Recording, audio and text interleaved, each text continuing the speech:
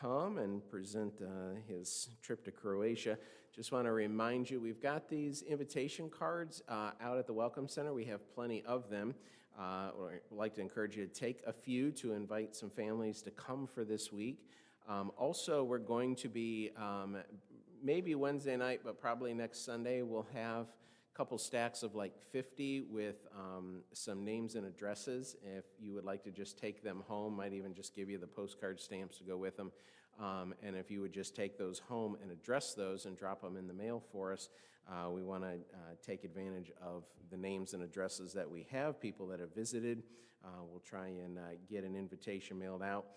And then the week leading up to that, and even really during that week, we're going to try, we've got 1,000 door hangers, and what we're going to want to do is just right here in our community, just go and invite some people to come and give out those door hangers as well. So the goal is to invite as many people as possible, and for me, Summer Family Open House, I really want to be the marquee summer event that we do and keep building on that. And frustrated that we don't have the annex available to us this year. That was really our goal last year, was to have that ready to be in play, but I can't make the city move any faster than they did.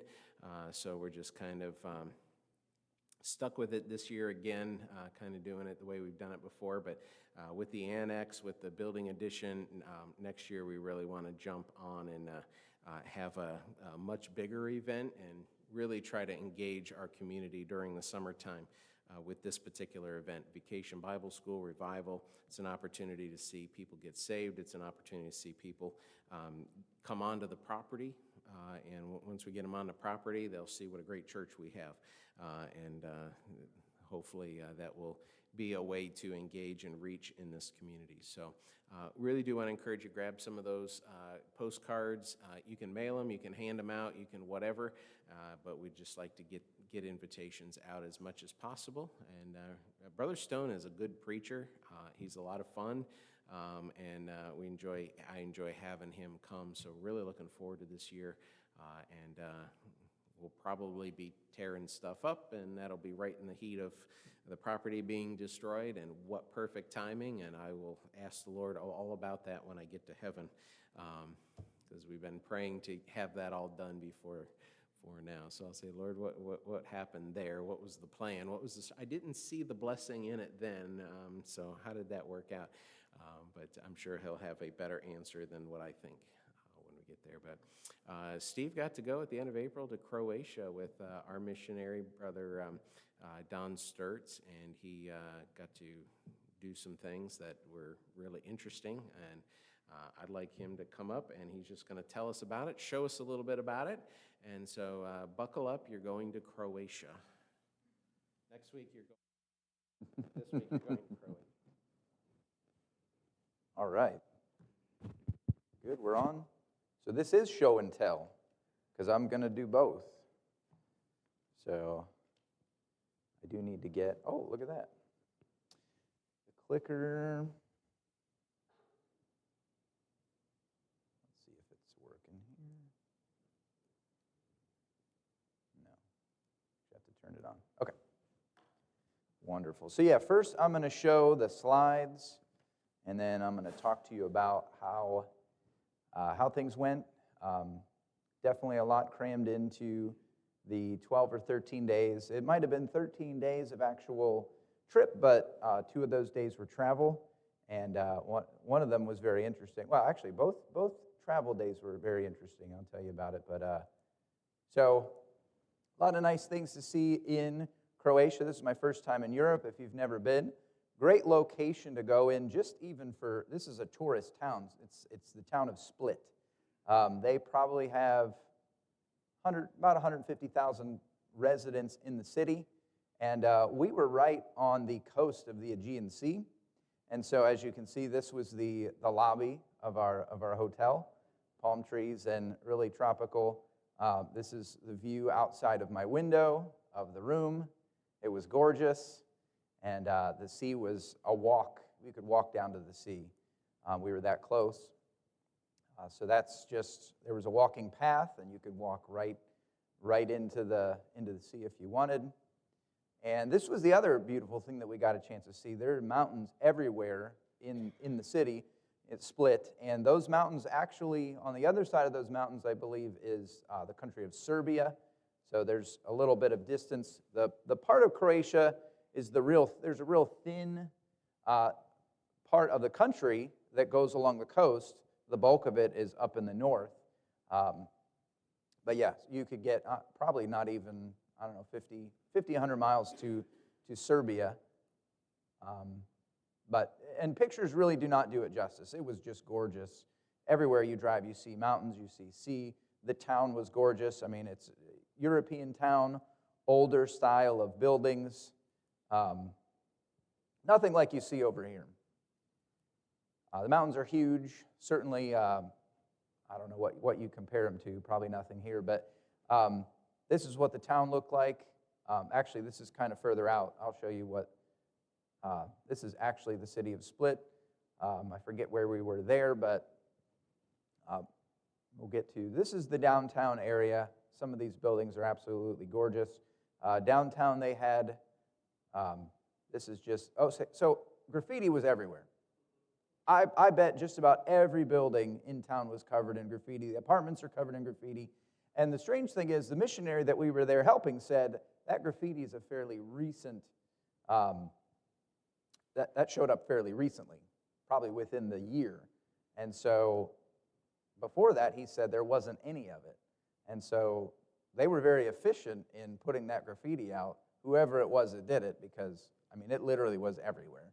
You couldn't go anywhere without not seeing that.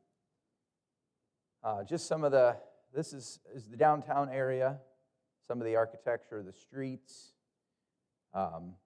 really just surreal. So this, I will tell you that Croatia in general is very Catholic. There are about 95% of the people there would claim Roman Catholicism as their religion. And this was just one of the places, I believe this was downtown Split. And this guy was just waiting there for this priest to come out and give him communion. I don't know how long he was sitting there for, half an hour, and he really thought this was pretty important to get communion from this guy.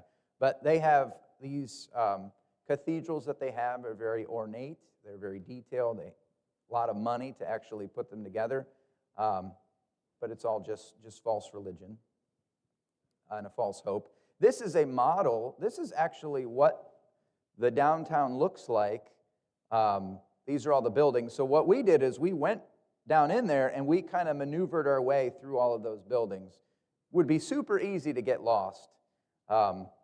So this city had the remains of, pretty well preserved, of Diocletian's palace. And Diocletian was a Roman emperor, and he was a severe persecutor of Christians. Probably one of the worst that there was. And this is his palace, which this region is the region of Dalmatia. You see that referenced in the scriptures. Croatia is Dalmatia, the area along the coast there, and Split would be a part of Dalmatia. And so this is part of the palace where you could go into and you could tour. These are these are structures from the palace that remain from, thousands, almost a couple thousand years ago. Some statue of a famous Croatian guy. I heard the story of what he did. This is more downtown. Some of this is preserved, some of this is restored, but again, the palace. I think this is, it's just a shop. Okay, so we got a chance to tour the Colosseum. Now, this is not the Colosseum in Rome, but this is one of the Colosseums, and real close to another place where Diocletian stayed. And so this is a traditional Roman Colosseum where they had gladiator fights and such, but definitely a place where they persecuted and killed Christians here. This was one of the sites, and so it was really neat to just be there and take that in. This was a special time for the group to be able to come here. And these archways are where they would. This is where they would let the animals out. If you're familiar with what they would do, they would place a person or a group of people in the Colosseum, send the animals out, and the animals would just attack the people for show. This is what the Romans would do. They'd come and just watch this, watch these people die at the hands of animals, martyrs, people that our ancestors, essentially, our forefathers in the faith. That's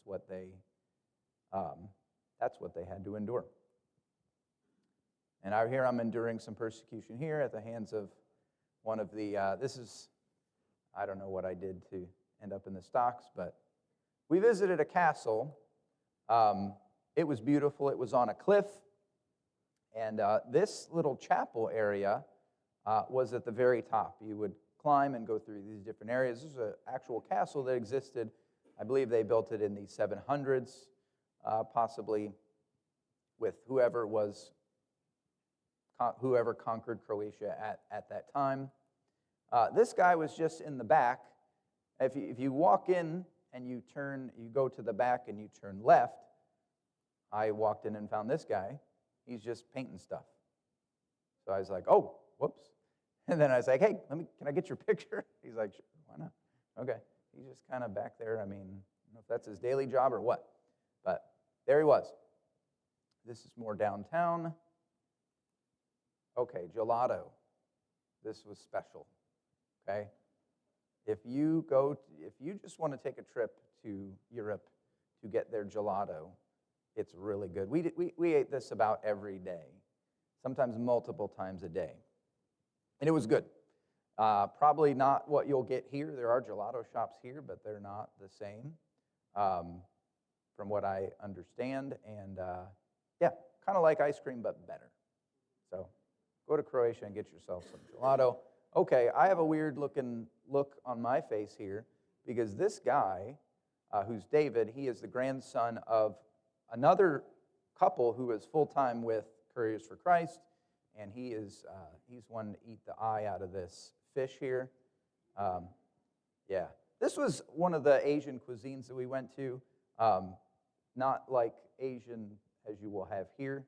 They put a bunch of interesting things on their plate, or on their table, and we all shared, and we had this little thing that spun around so you could grab what you wanted, and the fish was there.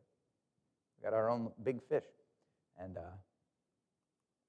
he and some other brave souls ate the eye of the fish. I don't know what the purpose of that was, why you eat the fish eye. Just to say you did it, I guess. I don't know. So, while we were there, I'll talk a little bit about, so what Couriers for Christ typically does is they will go to visit a city where a missionary is. Usually they'll go and help a missionary, and part of their work is scripture distribution. And there were a number of tens of thousands of John and Romans printed in the Croatian language. And so we have that John and Romans, and we wanted to give them out to as many people in the city as we could. We were doing canvassing, and inside of that John and Romans, we would put an invitation to an evangelistic service. So our goal was to invite the entire city to this evangelistic service, preach the gospel, see folks saved. And so that was the work that we were doing. So there was about 30 of us, I think. The only two people I knew were Don and Laura Sturtz, who we support out of our church. Everyone else was complete strangers. And they were strangers to each other too, because you get all kinds of people signing up for these campaigns, so it's not just, this group of people from this church, it's people from all over. And so what we did was we would hit the streets, and fortunately, Split was a city mostly made up of high-rise apartment buildings. And as you see here, it's kind of, that's not nice buildings by any, and I don't even know how they decided on how to construct these. I think they just kept putting stuff on top of stuff until they decided, okay, we're done. This building's done. But kind of disorganized, very hard to navigate the streets. It's not like nice and neat streets that you just go from house to house and you kind of know, you have a map of the neighborhood. This is just a mishmash of large apartments. And you almost don't know, did we get that one? Did we get that one? Because it's like a big maze. So these are high-rise apartments here, some more here with mountains, more apartments. Really, I would say, 95% of the city is these apartment buildings. And why that is important, this was the first neighborhood. So we would get sections of the neighborhood, and we were in groups of 8 or 9. So my group, Don and Laura Sturts, were the leaders of our group. We had 8 people in our group, and we would go to the neighborhood, split up, do as many apartments as we could, and distribution was easy, and I'll show you why in a moment. Okay, this is an elevator shaft, and we were on the 14th floor of this apartment. We took care of the first floor and put the John and Romans in the mailboxes, and we said, okay, now we're going on to the second floor. So we go up to the second floor. We're like, hey, there's no mailboxes on the second floor. We're like, okay, maybe we'll go all the way up to the top and come down. We went to the 14th floor, and it's like, nope, no mailboxes here. Well, they're all on the first floor. So we messed up and go to the 14th floor. We got to come all the way down, and that's when we figured out, nobody told us, they're all on the first floor. You don't have to go to every floor in a building, which I'm really glad, because that would be a lot of work. So this is the scary elevator shaft that we didn't have to do. Parking was pretty crazy in the city. Everywhere you go, you have to find public parking, and usually the lots are full. I mean, most of the time it was busy everywhere. Cars everywhere, people downtown. There were different holidays, and so we had to fight for parking. This guy is a missionary to Serbia. His name is Matt Miller. He brought his kids out and helped us a couple days, and here he is on his electric bike. So he traveled all the way from Serbia just to help us. This is some of our group. You'll notice Don Sturts there. The guy next to me was my roommate. His name was Jackson Johnson. Very interesting fellow. We really got along and had a good time. And so this is just members of our group, the 8 of us. So this is me ringing the doorbell. So every apartment building that we went to, most of them, you have to get in the first door in order to distribute the John and Romans. And a lot of them are locked. Some of them were not. They have a lock on the door, but they just leave them open. And so a lot of them we got to, and we just try the door, and you just, oh, it's open, so you walk right in. But we had a little saying at the door, because the only way to get in is you have to buzz people and have them let you in, right? And so we don't know these people, and they don't know us, so why would they let us in, right? But we had a little saying, and at first it was recorded and sent to us on WhatsApp, and we would just play it. We would hit play on our phones, and it would just speak, and then people would hear it and let us in. And we didn't even know what we were saying because it was in Croatian. So we're like, we could be saying, we're here to rob you. I don't know. I don't know what this recording is. But apparently it was, we were telling them, we said, please the door, we're delivering flyers.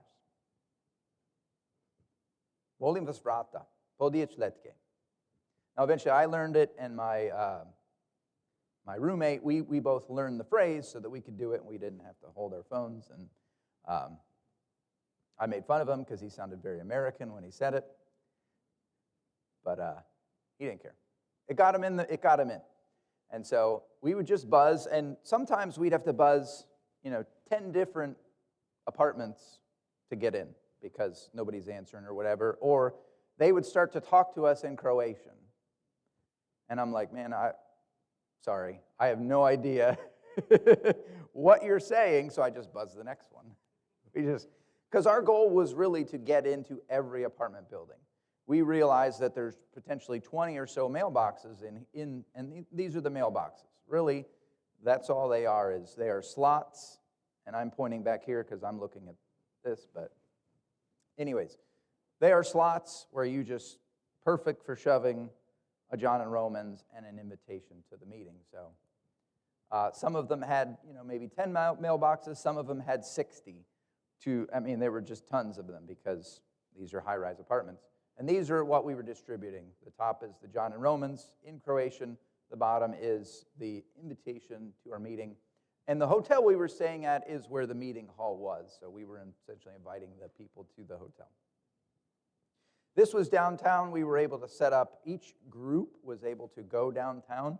And actually, we set up the table with Croatian Bibles. And we would hand out to people. It was a touristy area in the downtown. And so we got a chance just to kind of get out around actual people. A lot of the time was, at the apartments. Sometimes you wouldn't see people, sometimes you would. But this was a good opportunity there. There's Jackson.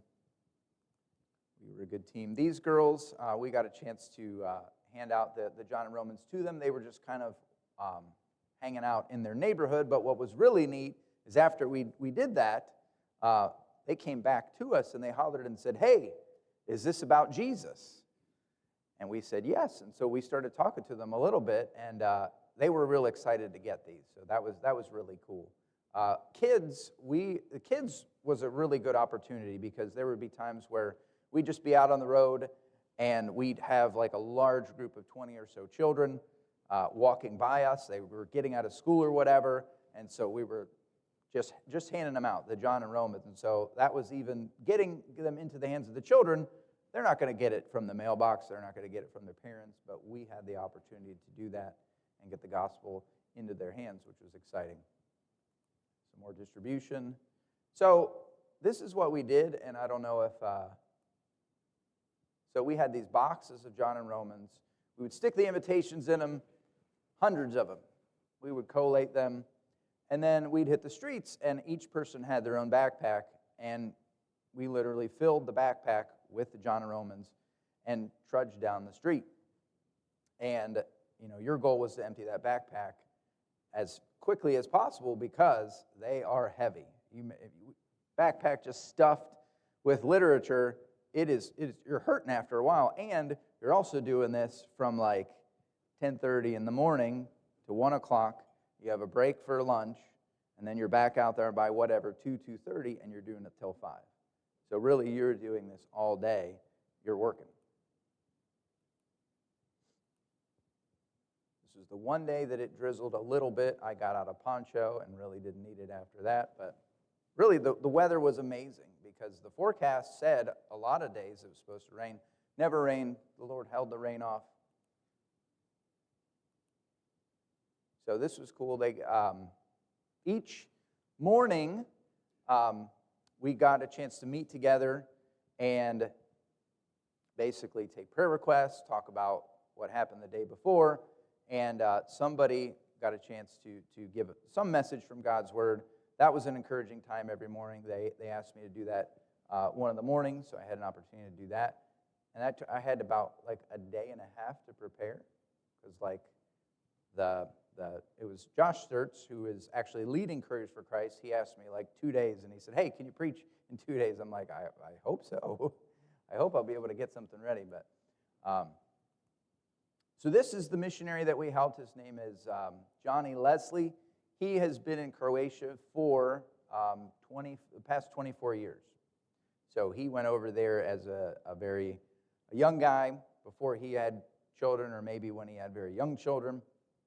And he actually served in the city of Zagreb for 22 years, and the Lord moved him down to Split just 2 years ago. He is a great guy. Him and his wife, they were amazing. You could tell that he loved the people there. Great missionary. We were very thankful to be able to serve the Lord alongside him. And Don and Laura Sturtz, who have been here a few times, if you'll recall, there was a trip to Croatia in 2021 that I signed up to go to. They were going to the city of Zagreb, and that trip actually got canceled because of COVID. Even in 2021, something happened where travel restrictions, and we couldn't go. They actually followed up and went, I think, in 2023. I didn't even know that trip was happening, and so they came at the end of 2023, I believe it was, and announced this trip to Split, and that's how I ended up there. this guy was my bodyguard that I hired for the trip. He walked with me out on the streets, just to make sure there was no trouble. Actually, this guy is Joseph, and he was one of the translators. So Brother Leslie, he would preach the services in English, and Brother Joseph would translate into Croatian, just so that we could understand.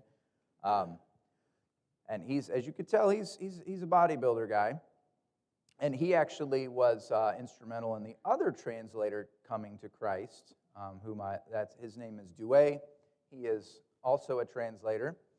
He's on the left there, and just interesting testimony to see how this guy came to Christ. It was through the influence of, and just them training in the gym together and talking, because that's how they knew each other, from just training together and working out.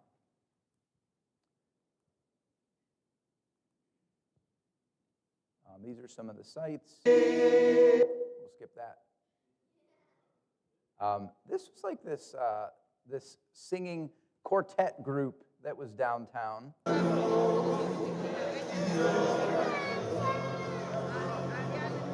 Anyways, that was neat. Yeah, they were like a barbershop quartet. Let me see how many I have. Okay. All right, so I will tell you this story. Super interesting. This is not the actual time this happened, but Jackson and I were paired up together, so we would go to different apartment buildings together. We'd often get split up. It was most likely because he wandered off. I don't think it was me, but he would have a different story. But we came out of this big apartment building, and we walked out towards the road, and there was a kitten that was in a tree. And it was high up there, and it could not, couldn't get down. And so Jackson wanted to rescue this kitten. And so there was a lady there, and she was all worried about this kitten, like, we gotta, and she was afraid.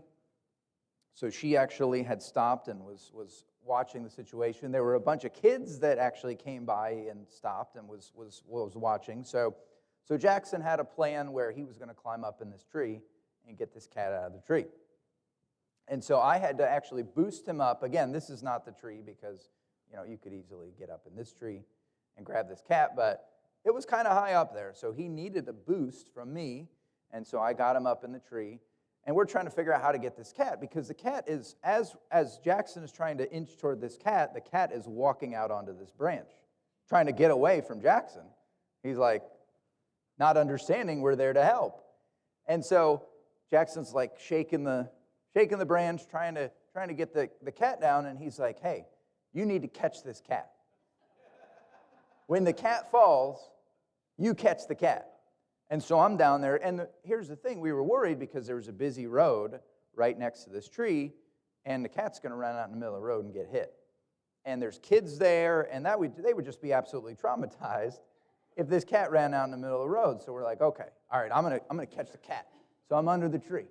And he's climbing out. Now he's climbing out onto one of the branches, and the cat's like hissing at him and, and like not having this rescue plan. So he's batting at the cat. He's like, all right, I'm going to hit it. I'm going to bat the cat down. You're going to catch it. And then I don't know what I was going to do with it after I caught it. Catch the cat and do what? Like bring him what am I supposed to do? Catch it. All right. So he eventually extends his arm out, whacks the cat. Cat falls. I don't catch the cat. Because the cat would have attacked me. Like seriously, he was trying to attack Jackson. And but the cat did not get hit, but the cat just runs. First of all, I'm trying to grab it, and it's like, mean. It's this little kitten, mean. And cat starts running, finds another tree, goes up the tree, stuck in another tree. So, like, you dumb kitten, what are you doing? We're trying to help you. But the funny thing is, I look at that kitten, and I'm like, that's exactly like lost people. I mean, here we are in this city. We're trying to help people. We are trying to rescue them from sin and from destruction. We are reaching out to them with the gospel. And what do sometimes? They hiss at us. They don't want the help. And that cat just went right back to the same problem that it was in. Isn't that just like a lost person? Just run away from the help and go right back to where they were at, not recognizing that what we're there to do. So that was pretty crazy. That was very interesting. And so Jackson, he found another cat, and he's like, hey, I'm here to help. I want to help you get out of this tree. This is, so this couple, they helped us throughout the couple weeks that we were there. They would be our translators. They would go to some of the doors and be able to speak the thing at the door so we could get in the apartment buildings. And the man was Nenad, and the woman is Dubravka. And she reminded me so much of my grandmother. And the reason, my grandparents, both my grandparents are Croatian, full Croatian. They came over in World War II. Part of the reason why I wanted to go to Croatia. And she just talked exactly like my grandmother, just that thick European accent. And it's like they must all have the same accent. If you're speaking English and you're Croatian, you have the same accent. So these are my adopted grandparents over the trip. Love getting a chance to get to know them and talk to them. This guy, his name is Dick Ives. He was on my team. He was hilarious. We became friends. And you see Jackson is creeping in the background of our photograph. I mean, you can't get more creepier than that, I'm just saying. We got a chance, so this is one of the hotel staff. His name is Slaviša, and we got a chance to talk to him throughout. He was the nicest guy ever. We had a chance to give Croatian Bibles to all the hotel staff, which was a great opportunity. This is our team at this in downtown. So the guy on that's Don Sturts, but his son Joshua is on the far right. Joshua led the campaign in Split, and he is actually now he's taken over as the leader of Couriers for Christ. And then in the middle is John Meyer. He also is on full-time as a missionary with Couriers for Christ.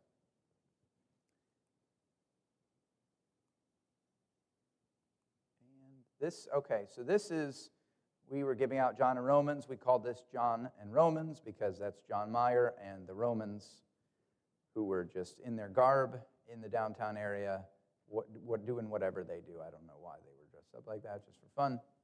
So this is the this is a church service on Sunday. This is the evangelistic meeting. We were there. We actually got out 55,000 John and Romans. And considering that the population of the city was 150,000, we very well could have hit, maybe 90% of all the apartment buildings in the city. And we were working. There was a lot of work to be done, and but that was encouraging that we were able to get out that many. This was a well-attended service. These weren't hundreds of people, but I think we had between 50 and 60 people that we invited that actually came out to the service. And Brother Leslie preached the gospel, and there were 3 people that got saved at this meeting. Super exciting. I mean, when he gave the invitation, there were hands that were shooting up. One lady she was in tears.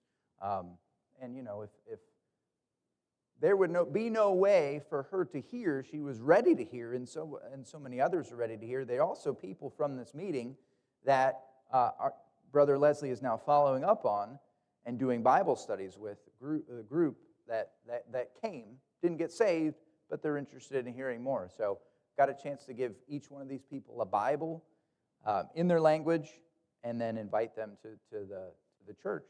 To the church that they have there in Split. This guy, his name is Yoshko. He's been doing a Bible study with Brother Leslie for about a year or so, and still is confused about the Catholic religion. He thinks, oh, this is the same as what I believe. And so the blinders are on, for him. And so this is one of the guys from the trip, Ben Brandt. He is getting a chance to speak with him. I got a chance to speak with him. This is right after the service for, I don't know, maybe half an hour. And because I'm Catholic, I was able to tell him that, hey, I know what Catholicism is, and this is not what Brother Leslie preached tonight. This is not the same. And I said, this is why it's not the same. Again, more of this is the service. So that's all the slides. I'll just touch on a few things because I have my notes here, and a lot of the notes that I covered during the slides. But anyways, I talked about what Baptist Couriers for Christ does. They started as they would go behind the Iron Curtain, and they would smuggle Bibles into those Eastern European countries and even into Russia, going where you weren't allowed to go, essentially. And now they're just, their goal is Scripture distribution into countries. These are countries that don't have access. I mean, Croatia, Catholics, they're not into, hey, getting Bibles into your hands. They don't want you to have a Bible. And Brother Naynod, who he gave his testimony at the evangelistic service, and he said he went to his priest and asked for a Bible at one point. This was a while back because he'd been saved for a while. And his priest said, "What do you need a Bible for? Why are you wanting a Bible? You don't need that." And that's the attitude of Catholicism is, what do you need a Bible for? You just come to me, I'll tell you what you need to know. You don't need to read it for yourself. And so getting Scripture and getting John and Romans important portions of Scripture into the hands of people, we don't know what kind of fruit is going to come from that in the years to come. They have it in their home. And they can pick it up whenever the Lord leads them and directs them to. I will tell you, before the trip, I actually was on the fence about going. I don't know why it was a difficult time making the decision. I was asking Joni and even the kids, hey, what do you think about going to Croatia? Now, first time they presented the trip to Zagreb, I was all about it. I jumped on the opportunity. This time, I don't know what it was, and for me, I think it was just in my life there was a lull for me spiritually, and so that affected my desire to actually go and do this. And so, even in the days leading up to it, people would ask, "Hey, are you excited about the trip?" I don't even know that I can say that I was excited. So that's just what it was. It was yes, I'm going. I'm somewhat excited. There's this opportunity to go to Europe, once in a lifetime thing, truly, but there wasn't. It was a lull. I was kind of in a funk spiritually, and that manifested in kind of my attitude in going on the trip. But I will say that being there and being with those people, strangers, right? I didn't know any of these people. Being there and being with the different people that were with Couriers for Christ, Brother Josh, his wife Kelly, their son Caleb, they were all there. Brother Sturtz, there was Brother Sturtz's brother, Ken Sturtz, and his wife were there. They're full-time with Couriers for Christ. And another family there. These were tremendous people. Even the volunteers that volunteered to go on this trip, there was a number of them, and just great to get a chance to be around them. And they wanted to work. They were there to work, and that was the whole purpose of the trip. We were there to work, to distribute these scriptures, and we were giving 12 days of our lives to that. And so it was such an encouragement just being there and just working and getting around these people and hearing their testimonies, getting a chance to fellowship with them. And in the mornings, I think I might have mentioned it, but every morning there was preaching. There was a message, something to encourage you with. And just hearing from Brother Josh as he would challenge us, hey, this is what we're doing. There's going to be opposition. The Lord really used that in my life. There was a complete 180 from kind of my indifference, yeah, I'm going, to God just really stirred my heart and really changed me just even after a couple days. There was an excitement about the trip. I would call it a personal revival. And, nothing that I did, but God put me in that environment where I could have that with people that loved God and wanted to serve Him in a place that desperately needed the gospel. And God just did something in my heart. And it was so encouraging. And it was exciting to see all the people that we got to interact with. I thought the people were, in general, fairly receptive. Some people, because they were religious, they didn't want anything. They said, I know everything. There was one guy that actually said that. I know everything about this. Like, I'm Catholic, You'd get that. But by and large, that was not the general response. By and large, people, they received the John and Romans. They received invitations. They were generally friendly. And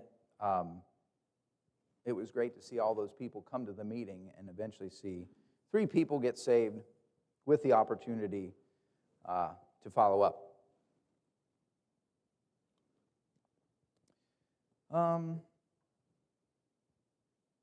So anyways, I guess one thing I will say is I would personally challenge everybody here that if you haven't done anything like this, haven't ever gone on a missions trip, or this definitely, I'm sure for a lot of people, it is stepping out of your comfort zone.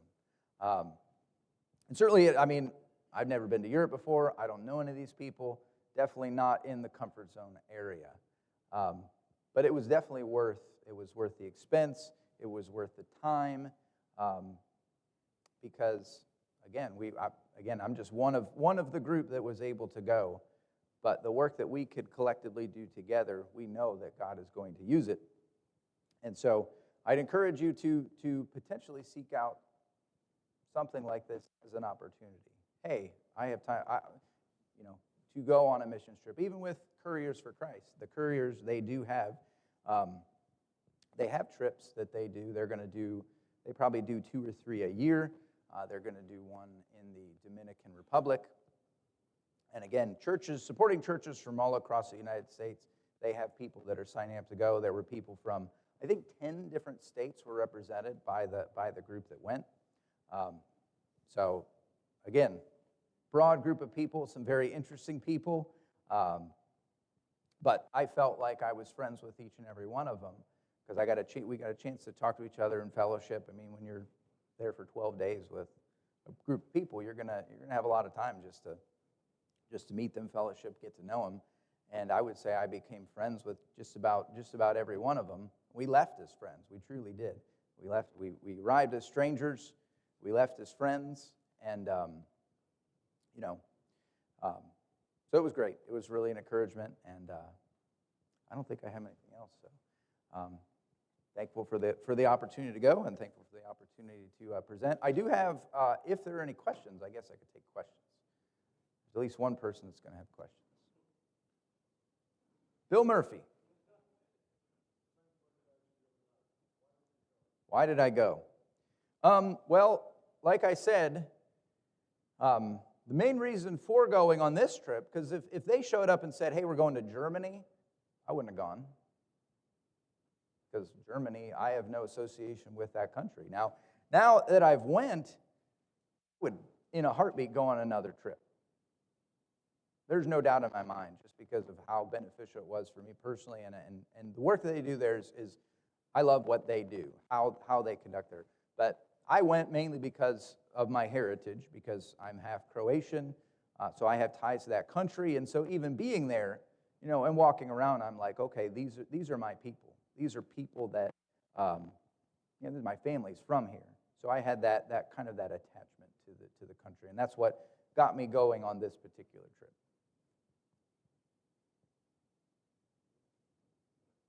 Todd. Oh, good.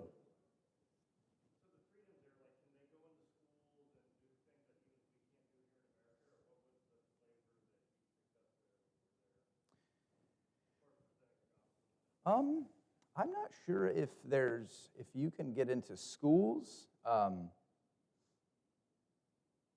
That's a good question.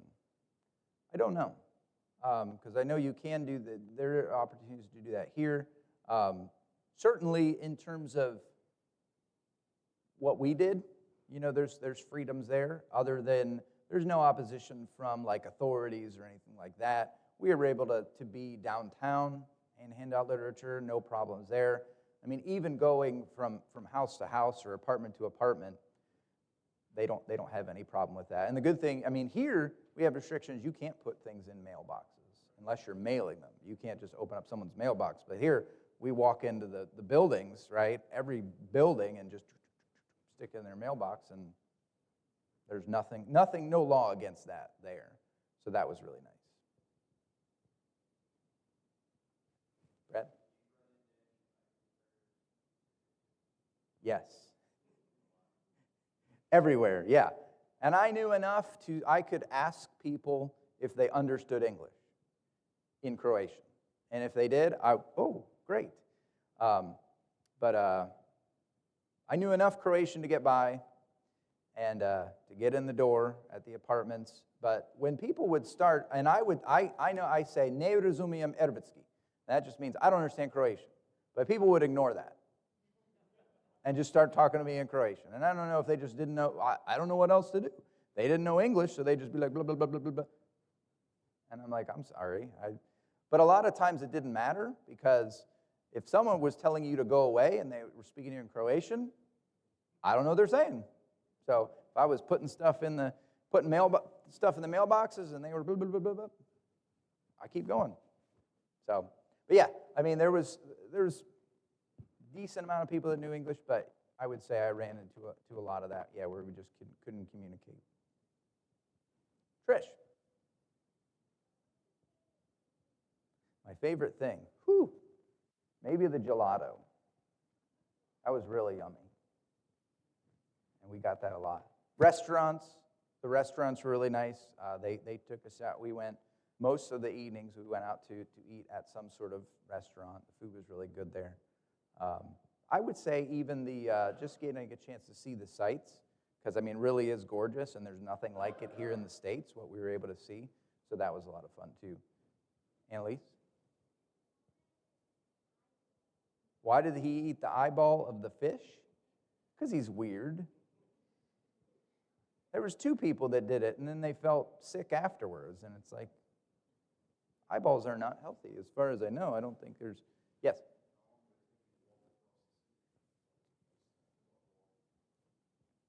I would think at least an hour to walk across the city.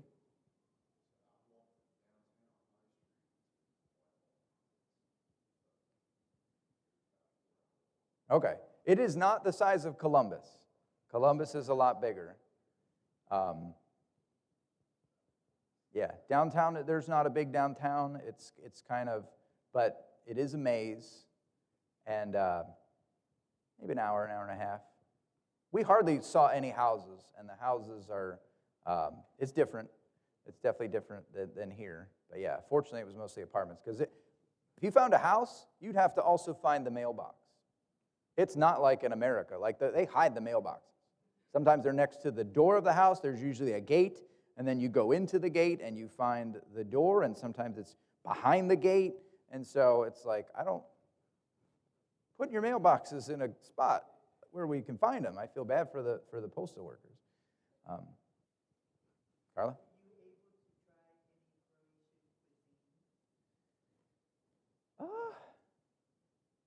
I don't even know if you could call the restaurants that we went to Croatian cuisine. They had Wiener Schnitzel, which I think is it's like German or Eastern European. So we tried that. But it's hard to say whether any of it's. They had one restaurant that was kind of like it was different. Maybe it was Croatian, more authentic. So yeah, I think a little bit.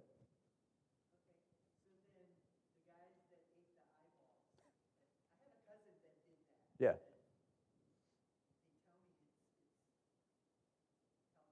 Oh.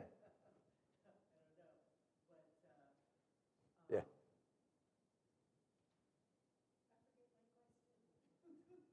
They didn't enjoy it, if that was. No. Mushy, slimy.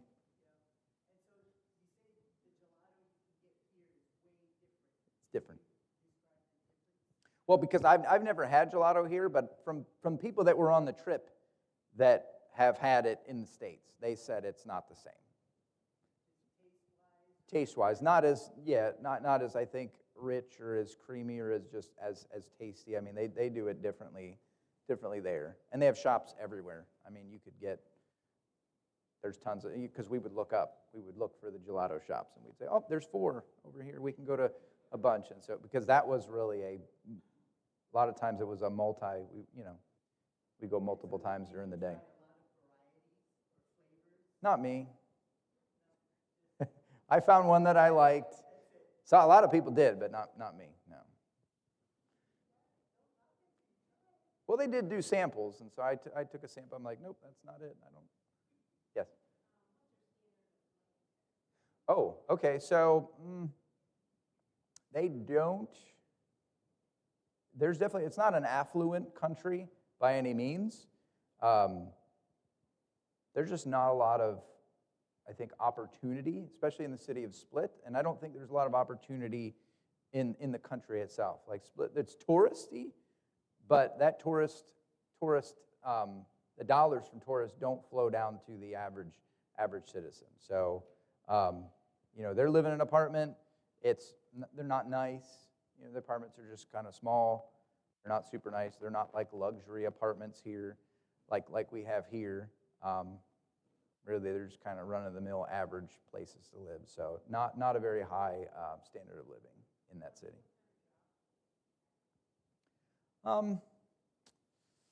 Job-wise, I mean, there's people that do there's software engineers there. I mean, but so it's a lot of it is markets. I mean, there's people that work in markets and sell stuff. There's people that there's. I'm trying to think if there were drivers, a lot of taxi drivers and stuff. A lot of people would deliver food. We saw a lot of people, and a lot of people travel in the town on like scooters, a lot of scooters. And the scooters could just maneuver through the traffic as much as they wanted to. They could get in front of everybody, and you had to watch out for them. And that's common. So it's like here, that would be odd, or you'd be like, hey, what are you doing? Why are you trying to get in front of everybody? There, you expect it. You expect the scooters to go between traffic and just be all over the place in the way of vehicles. Yes, Sophia. Why did they execute Christians? That's a good question. I don't know. I have a great answer for that, but probably because they follow the devil, and the devil wanted to. So the Romans were not friendly towards Christians. They did it because they were evil. I don't know. Pastor's got a way better answer than I do of why they executed Christians, but it's a good question, though. Why did they do that? Any other questions? A lot of good questions. All right, good. Thank you.